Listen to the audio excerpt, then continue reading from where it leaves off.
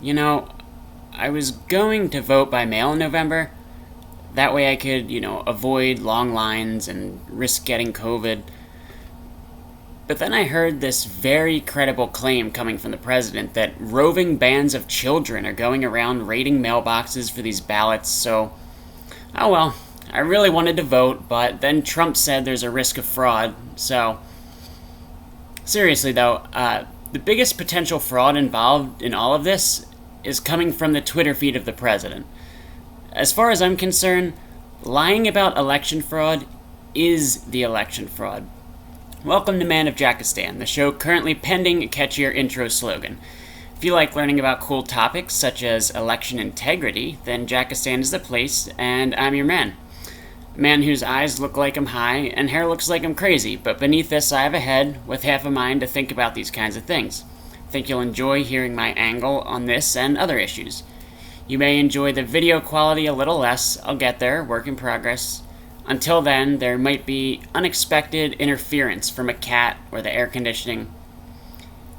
The chance of this video being interfered with is 1,000,000 times higher than the probability of votes cast by mail being interfered with. Even in the face of these widespread roving gangs of teenage ballot snatchers like the president's been warning about. Obviously, nothing's 100% guaranteed. Every method used to collect votes inevitably is going to have some fraud or other errors along the way, potentially. It just isn't that probable. It's infrequent.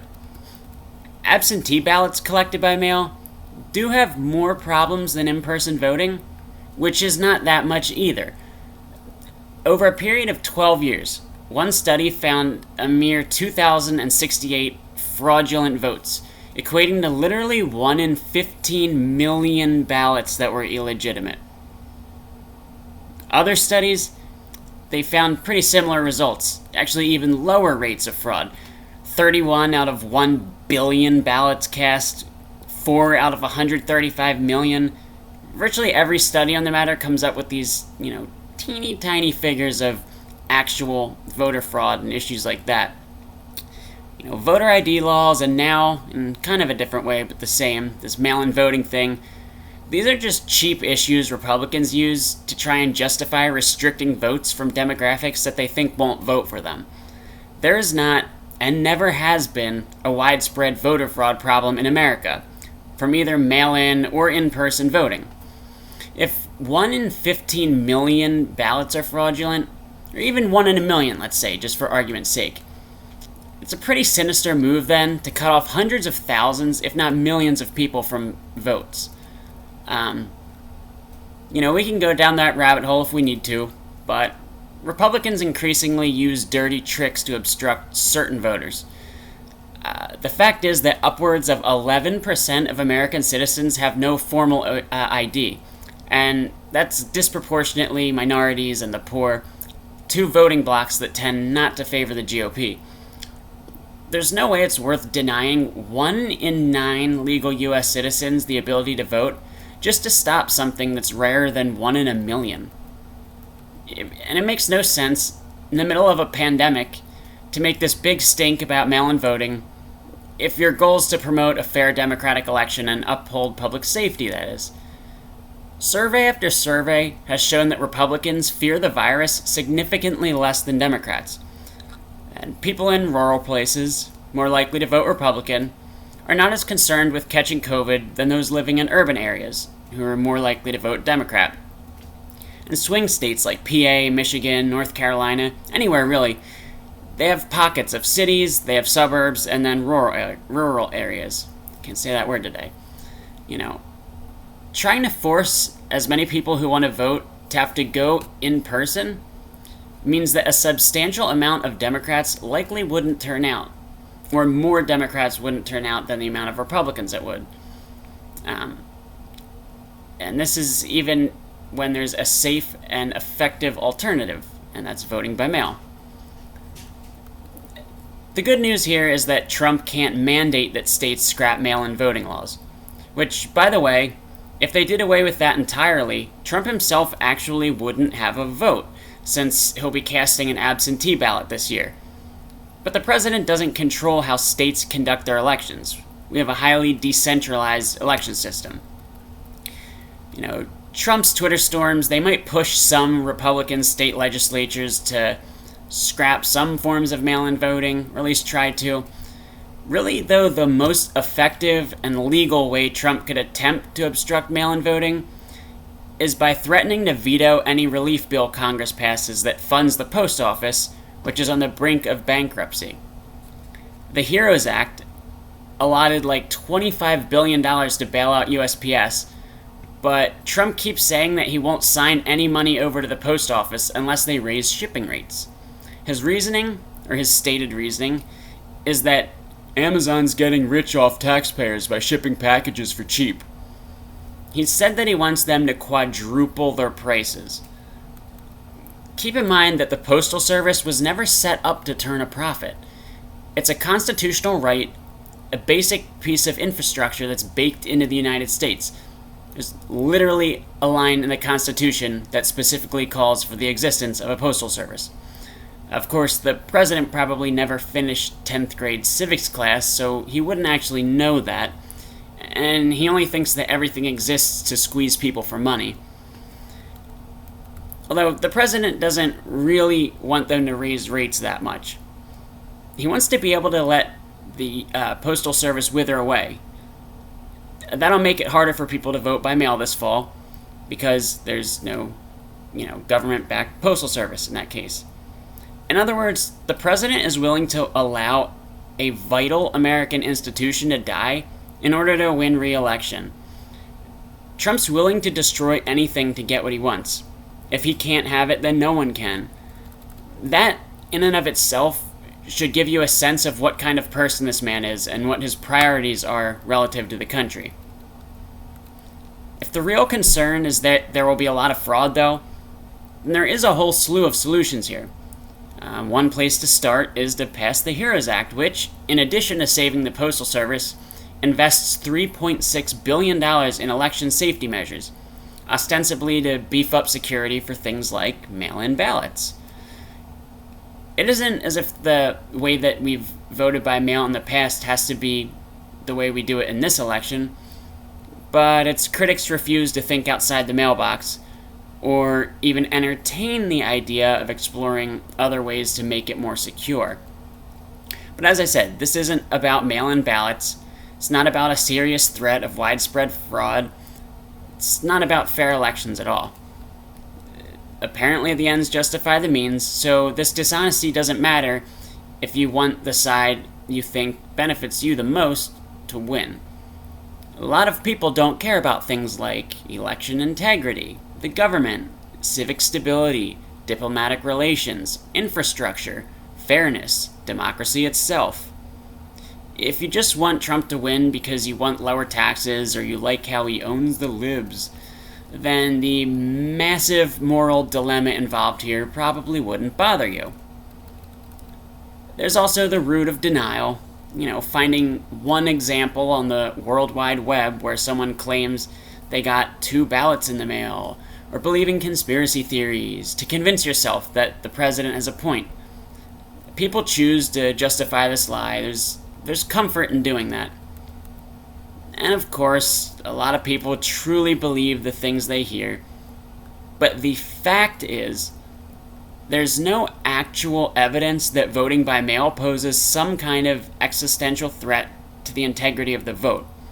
If the integrity of the vote is really what you care about, not just seeing one side win at any cost, but preserving the fundamental essence of democracy, then it's beyond clear and obvious that all this talk is just an entirely different form of an attempt at voter suppression. And all this energy is to stop a means of voting that has not really been proven to result in more Democratic voters than Republican ones.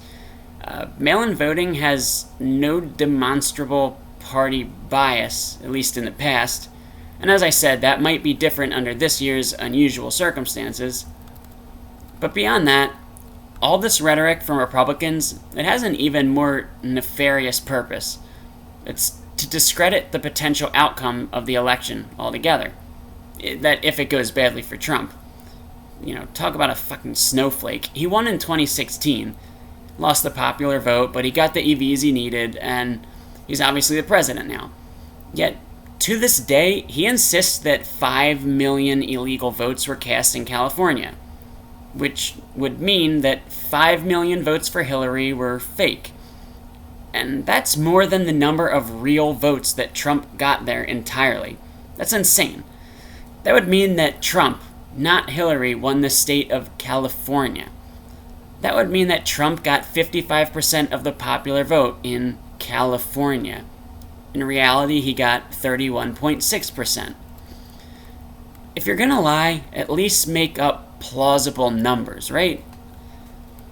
He also claims that illegal immigrants were driving across state lines, packed into buses, going from polling place to polling place, which is just laughably absurd.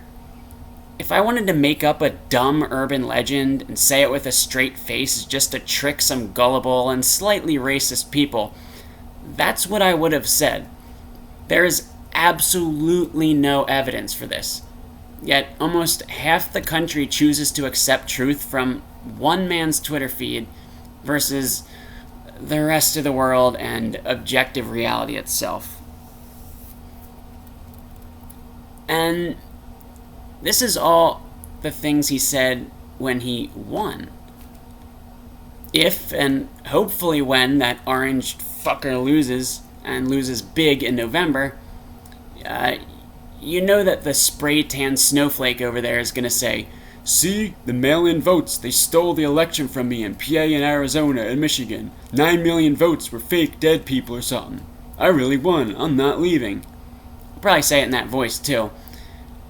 Bill Maher always asks Democrats that he interviews, what is the plan when Trump refuses to leave and transfer power? And he's on to something with that question. We seriously need a plan for that. Because that man is a compulsive liar with millions of compulsive enablers. Not to mention that a lot of his most fervent MAGA militiamen are gun nuts, just itching for a civil war. The kind of guys who fantasize about post-apocalyptic living. Really, think about all the people that you know who own multiple guns and are strong Second Amendment rights people. And out of all those that come to mind, how many vote Republican? Okay. And out of those that vote Republican, how many are hardcore Trump supporters? Exactly. If Donald Trump tweets that the deep state rigged the election, these are the vanguards of the MAGA movement. It's really going to make America great again by destroying faith in our democracy itself. What a player. That's in his playbook, along with some other pretty see-through, although apparently not to everyone, see-through lines that he just tested out during the special election in Katie Hill's district. In case you forgot what happened there, that was a few weeks ago.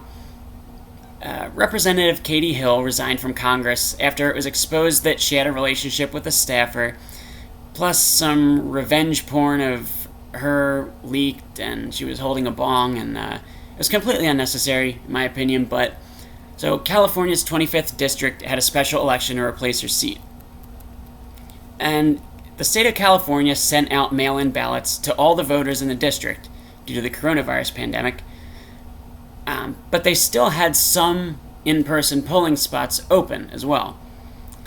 In Lancaster, the district's largest city, one new polling location was opened up this year. Since supposedly this was going to make it easier for minorities to vote, Trump called this move a scam and rigged election, and my personal favorite, these votes must not count, referring to the votes cast in the urban minority location. So rigged, even though everyone registered to vote received a ballot by mail too, so it isn't like the only polling place, the only place to vote is the polling places, and, the only one is the brown part of town, and, Also, the Republican mayor of the city was the one behind the idea to open this new polling place.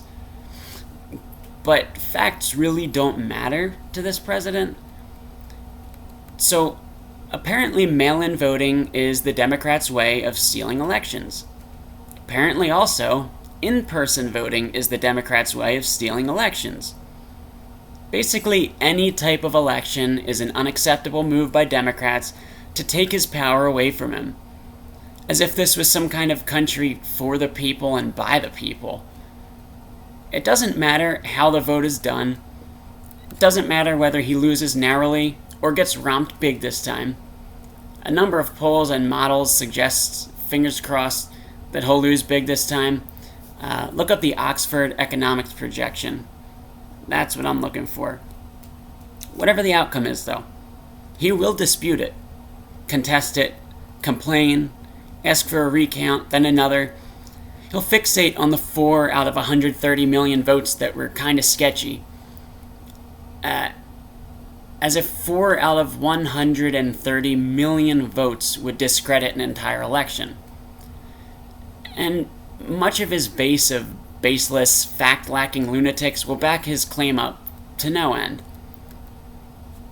Right now, rather than actually leading the country adequately, being a competent president, managing a crisis that will define a generation, or doing other stuff that is literally what you do in the job that he has and wants to get again, instead of doing his fucking job, he's sowing doubt about the validity of an election 6 months away, and he's trying to suppress as many votes as he can in advance.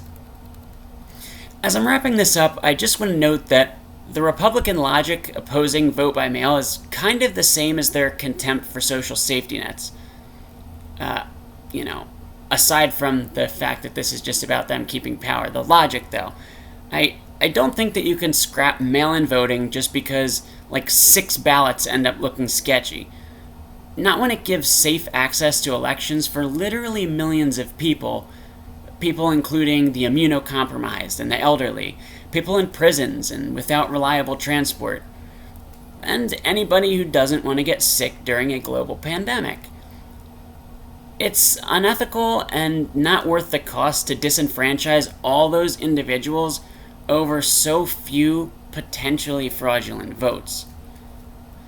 Similarly, you don't abandon a program that gets food for tens of millions of low to no income Americans just because maybe some of the people with EBT cards could have a job. You don't cut off 1/10 of our nation from food security just because a few unemployed drug dealers are getting, $100 worth of groceries each month. Oh, and that's 1/10 of the country using SNAP in a good economy, by the way. Will you really let all those people, most of them employed, or disabled, elderly, or children, all starve? Likewise, how are you going to let all those American citizens, no less a rightful citizen and member of the electorate than you or me, well, maybe you, how are you going to let them, though, miss their opportunity to vote and not get exposed to COVID at the same time? A virus, mind you, that in 2 months' time has killed 100,000 people here. Or in other words, about 1 out of every 3,000 Americans who was alive 2 months ago have died since then from the coronavirus. That's absurd and immoral, in a functioning democracy anyway. Like I said, if your concern here is genuinely that of fairness and validity, then you're on the false side of this. But if you just want the politicians that you prefer to gain or retain power, disregarding the integrity of elections and our democratic traditions in the process, then it makes sense to spew those Fox News talking points and Trump tweets. It doesn't make sense if you're trying to actually make sense, though.